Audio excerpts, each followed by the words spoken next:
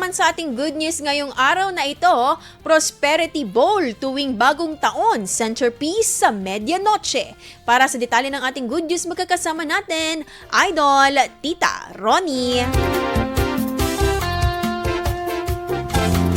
Patuloy ang pagkahumaling ng marami sa paggawa ng Prosperity Bowl sa pagsalubong ng bagong taon bilang paniniwalang nakakaakit ito ng swerte at kasaganaan sa darating na taon.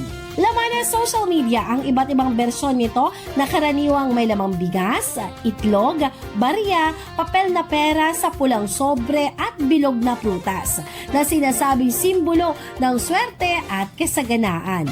Karaniwang inihahanda ito bago maghating gabi ng bagong taon at inilalagay naman sa gitna ng mesa o altar. Para sa ilan, ang paghahanda ng Prosperity Bowl ay hindi lamang tradisyon, kundi paraan din ng positibong pagharap sa bagong taon. Samantala, wala namang itinakdang petsa kung kailan dapat alisin ang Prosperity Bowl dahil nakadepende ito sa personal na paniniwala at intensyon ng naghanda nito.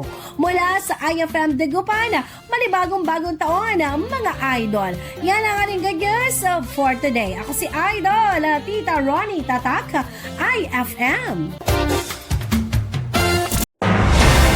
IFM News. IFM News. IFM News.